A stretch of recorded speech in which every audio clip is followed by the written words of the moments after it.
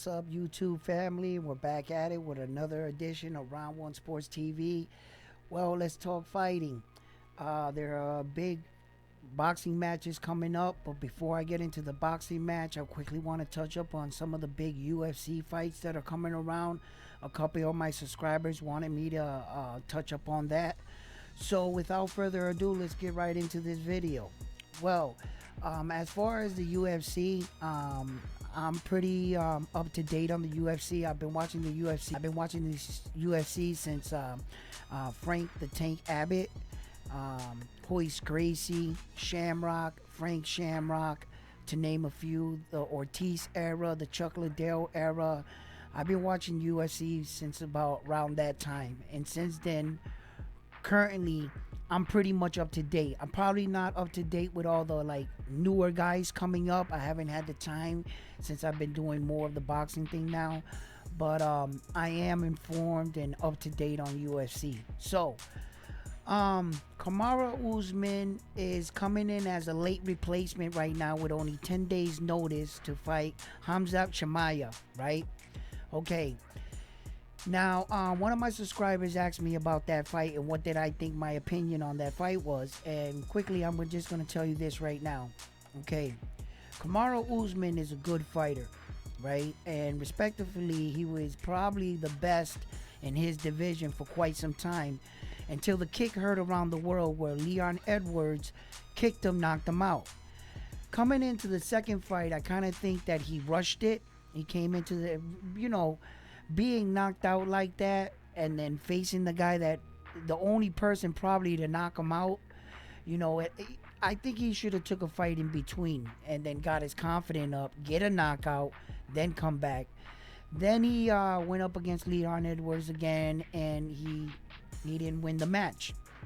It looked like Leon Edwards had his number. He took his heart, so to speak. So coming into this fight right here, right, I'm going to point out a few things. This is kind of a fight for Khamat Usman. The kind of fight this is like a favor fight. It's like saving the show and keeping yourself good in with Dana White, okay? Because this is not Khamat Usman's weight. He's going to come up to fight him, right? All right. So if he loses, because of the fact that he stepped in with a big name to sell the show for a pay-per-view card, okay, because of the main event and everything that they had on the line, okay, it's kind of like doing the boss a favor. So if he wins, he's in good hands. If he loses, he's still in the good graces. Because in the UFC, kind of, if you get knocked out and they give you your rematch and you lose that rematch, you kind of go back down to the end of the line. Brandon Moreno and that guy shot it back 4 times in a row. They held up that division.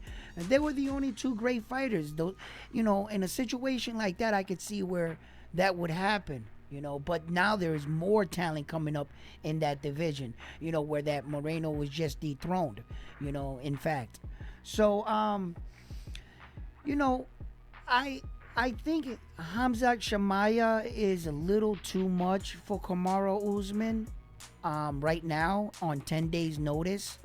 Had Khamat Usman had a full training camp, had he been acclimated to the division, and in the UFC, the weight is not like a weight cut. The weight cuts are the same, but the weight jump is not the same from boxing to the UFC. It is not the same. In fact, in the UFC, the weight jumps are so severe in some cases that, they could be more divisions put in the UFC if you didn't know this, right? Because I believe the men's division starts at 125. It goes up to 135, 145, 155, right? And then from there, it jumps up to what, 170? And it goes up to 170 to 185, right? And then from 185, it jumps all the way up to 205. And then from 205 to heavyweight. Those are the UFC's weight categories and divisions. They have huge gaps in between some of them, and some of them are close. As you can see, the 125, the 135, the 145, the 155. You know, so you know, I think that Kamaru Usman, you know, with all his skills and everything that he brings to the table, I don't think that the weight's gonna be the factor here. I think that these UFC athletes can move up through weights pretty good. The only fighter, in fact, that I ever saw go up a weight division and did not fare well, where that I thought that he was gonna fare well, was Max Holloway against Poirier. Poirier's punches were just too much for Max Holloway that night. He was, with every punch, he was just pushing Max back. And Max Holloway would fire off from Poirier, and Poirier was standing in the pocket all night. Max didn't have that you know, so I can see in some cases where that it was just, you know, not that far of a jump, a 10-pound jump, 45, 55, you know. And Max Holloway didn't fare off good in the 155. So those are one of the rare cases that I saw where the athlete wasn't able to compete.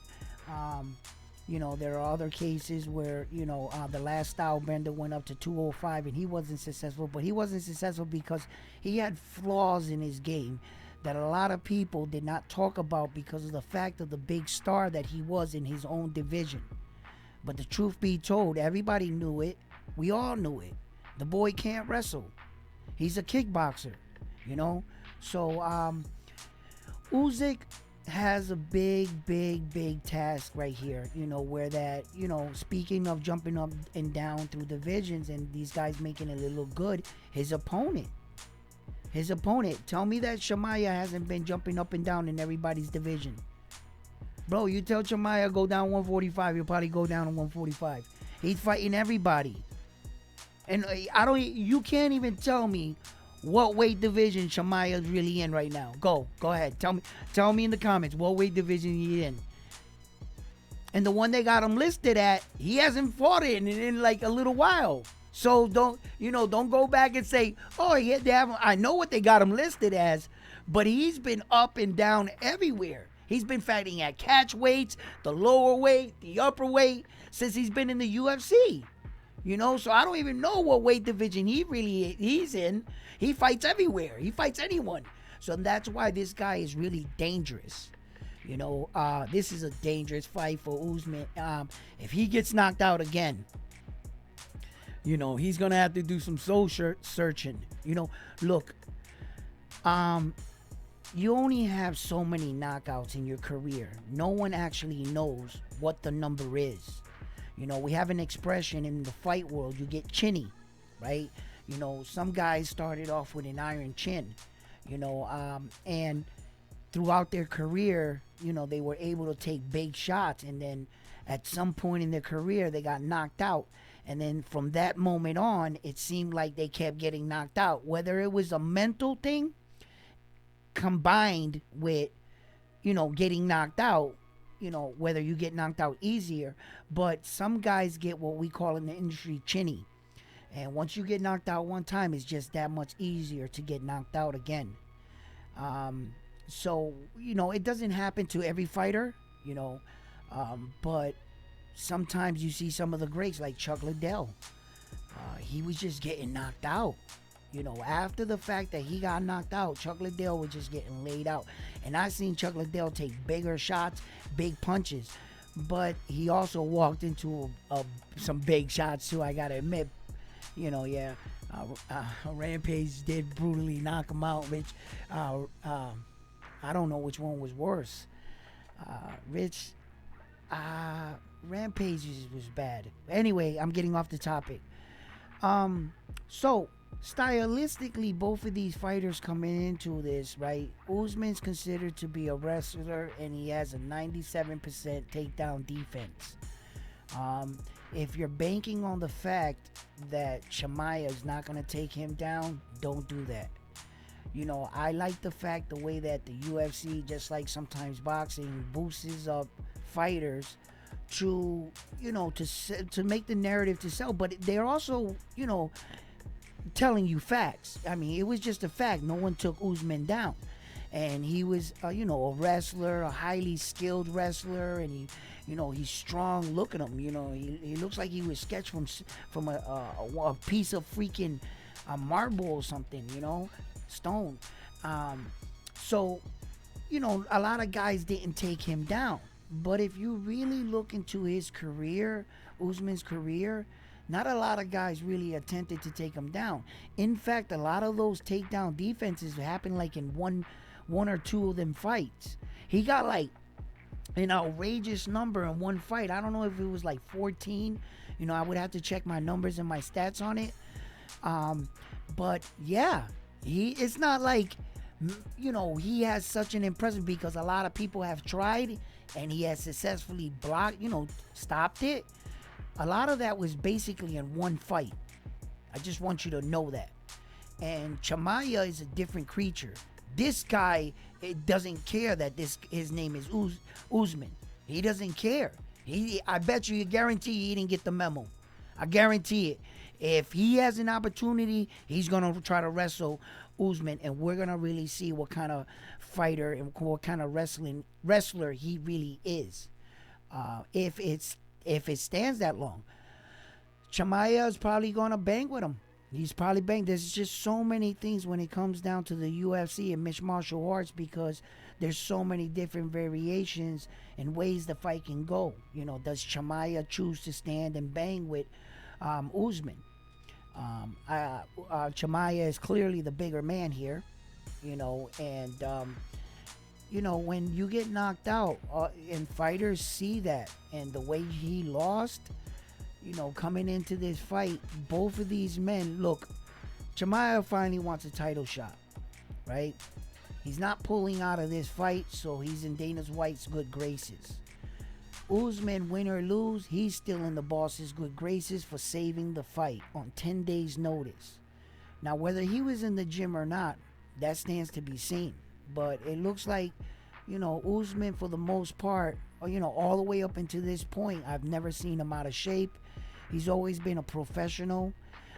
It looks like he kind of stays in the gym, but coming off of a big loss, 2 losses like that, back to back, some fighters have a tendency of taking some time off. I don't really know what he's been doing, because I haven't been keeping an eye on him.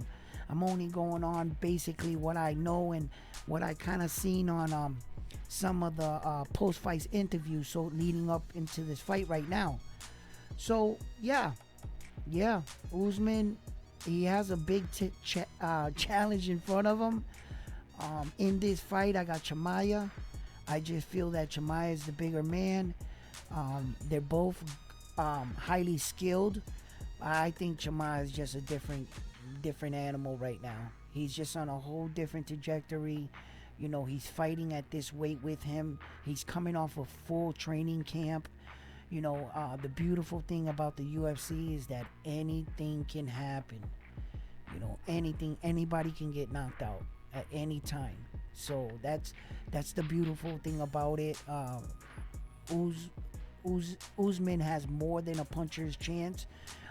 For me, I believe that I just gotta see if his punch can keep Chimaev at bay.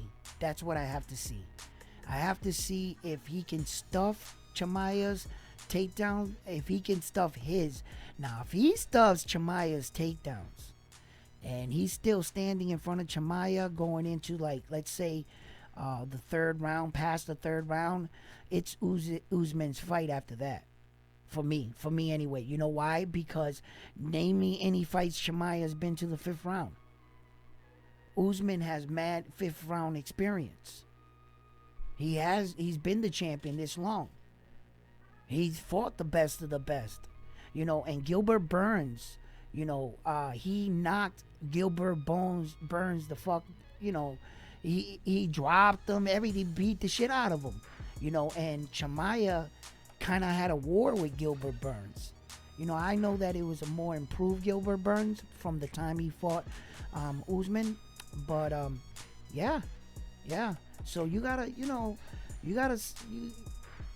look, Chimaev, for me, he's been a lot of hype, but he has proven himself too.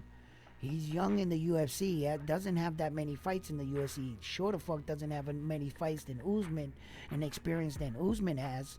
So as experience goes, Usman's been here, and my concern is, can Khamzat perform in the 5th round? He might go 5 rounds in sparring. 5 rounds in sparring is not the same thing as 5 rounds in a fight. So I think, though, still, being the fact that he's taking the fight, Usman's taking the fight on 10 days, I don't think you can come up with a game plan fast enough to beat Khamzat Chimaev. He's basically going to have to go on the fly. He's just going to have to react, on that night. You're not going to learn too much from your opponent in 10 days. There's just going to be too much to cover. That's why you have full training camps. So that's my only concern coming into this fight. It's just the amount of time. But if, who knows? If we had an Usman that had a full training camp, who knows where this would go? So, I just think that, and then the main event. Then we have the main event, which is another rematch, which someone else came in on 10 days notice and also saved the card. The extent of the former champion's injuries, I haven't really looked that up. He can get his belt back. You're never going to want to pull out of those kind of fights. So it must have been something real serious where he was like, look, I'm just not going to go out there and knowing that I'm this kind of hurt and just get knocked out or take a chance of getting rocked, and there goes my opportunity. If he loses against him again, he'll never get another shot at that title. Being at his age, being all the competition that's coming around, I don't see, so that's why I see that he pulled out of the fight. So here comes Alexander, right? Volkanovski. And he comes in to save the show on 10 days notice again. For the performance that he put up on against Nurmagomedov in the first fight, listen, that was a great fight. That fight could have went either way. If you ask me, I feel like Alexander started landing the bigger shots in the later rounds. Round 4 and 5, and he dropped them. I feel like Alexander, I think he won 3 out of the 2 rounds. I understand those little bullshit takedowns that Nurmagomedov, but he didn't really do anything to him. I don't know how they score that in the UFC, because from what I'm watching, ground control. You could just lay on top of a guy and, you get points for that. I feel like you should be able, you have to do damage, So look, they gave it to Nurmagomedov, the first fight, 10 days notice. Once again, here we are again. We got 2 guys, the main event and the co-main event, being saved by 2 big names on 10 days notice. So they will have Dana White's stamp of approval, both those fighters, for saving this card and the pay-per-view. This has already all been planned. People have already paid for hotels. People already made bets. There's just too much going on. For them to come in, so the boss is gonna owe each of these guys one.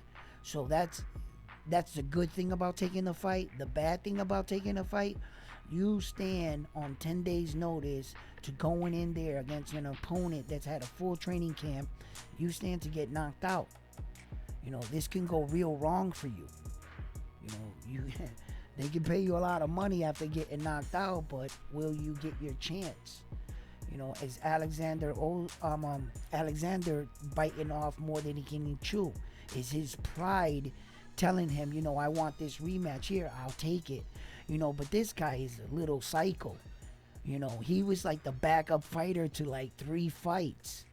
He was in the crowd. He told Dana White, I did a full training camp just in case.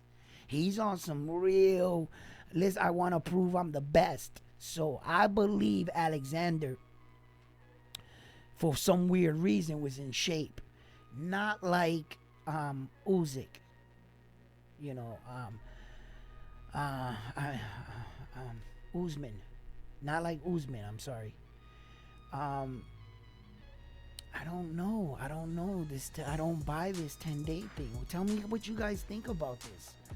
Tell me, I want to hear your comments on this.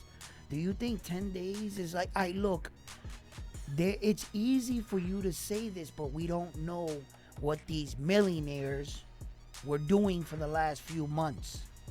You know, what boat were they driving, car, what women were they with? I don't know what the hell they were doing, okay? But if it wasn't training and you're taking this kind of fight on 10 days, it's kind of stupid. I think you should have just let somebody else take it. You know, train, get in position. You know, Usman didn't have to take this fight. He didn't have to stick his nose in another division. You know, but being that one of his friends lost the belt and he has a victory over Strickland, whoever wins this fight is going to get a shot at Strickland, probably. I don't think that the last style bender should just jump right in there with Strickland. If there was ever a case, an argument in the sport of fighting that someone got exposed, was right there.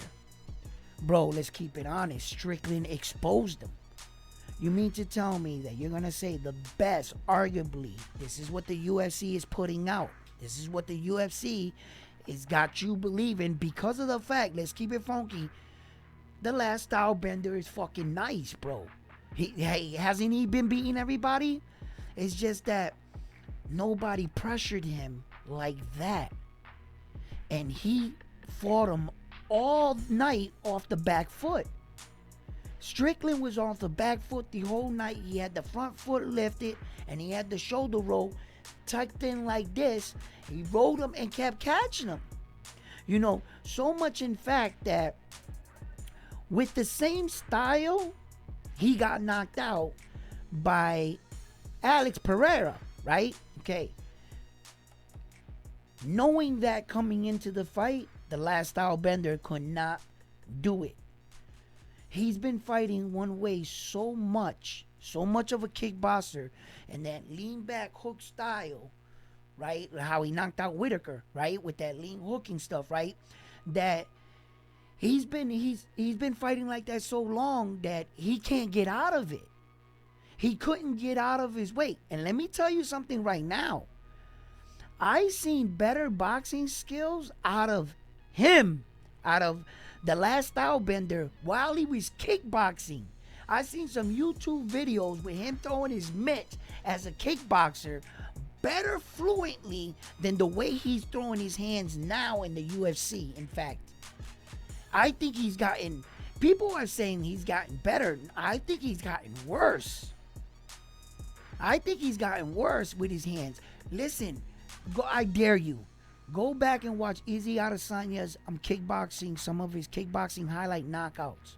Watch his hands in them videos, bro. Even the fight with Alex Pereira.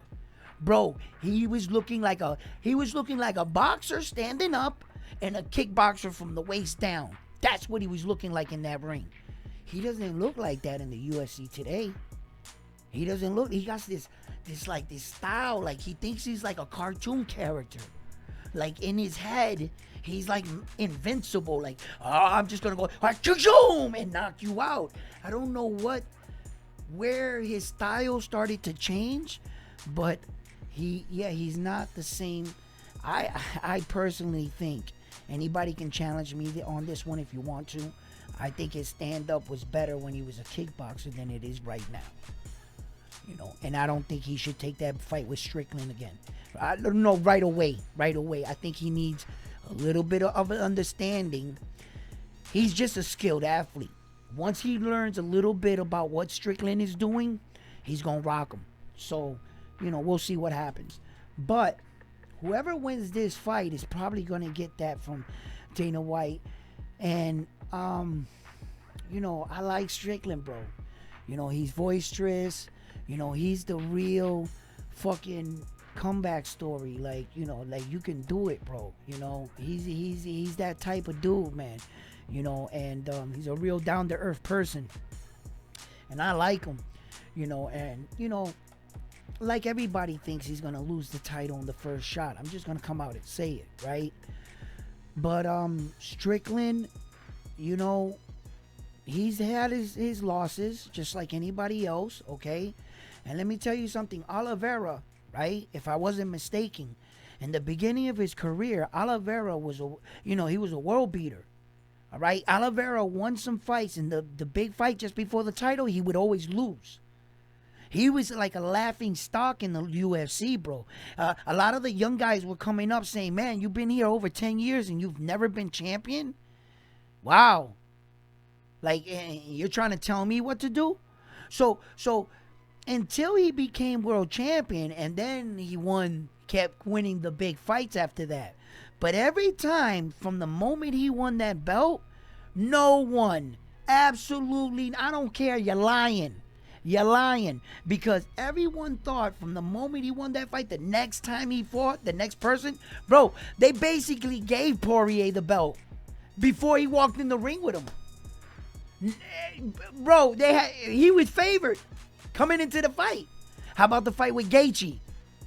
You see, so a lot of people didn't have him holding on his belt for a long time, and he proved a lot of the doubters wrong. What was it? They were saying that he gets on the ground and he quits, right? They were saying that was his MO, that he can't take a punch. And then he went in there and took big punches and finished the guys. So you can't, I'm not going to sit here and say, you know, oh, Strickland's going to lose. There's a possibility he could lose it on the first. But you want to know what you can't take away from the man? He'll always be a champion. And you can never take that away from Strickland. You're going to have to come to the fact he beat you on that night, Stylebender. You know, and Stylebender needs to do the same thing he did with Alex Pereira. You know, and put it together. And that's it. That's it. Basically, that's it. So, you know, I think that these two main event fight, the main event and the co-main event, you know, although they are big names, next, you know, when you tune into the fight, you're going to see 4 big names. Okay? And you know, you can be misled. For my money, I will take both champions in this case. You know, there's no champion on the thing, right? No, there's no belt there. But I would take the guys with both training camps. You know, I would definitely take the champion on the Alexander Nurmagomedov. I will take Nurmagomedov, and then coming into the Usmen and Chimaev, I will take Chimaev. Just because I know that those men had full training camps and they're acclimated to the fight.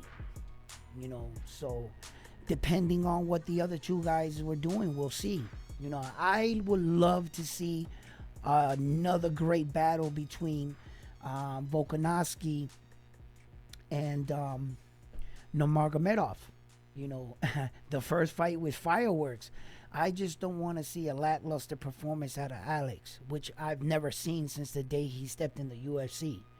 Every fight he had, you know, coming from the fight where that he had with what was it? The little guy Connor fought with.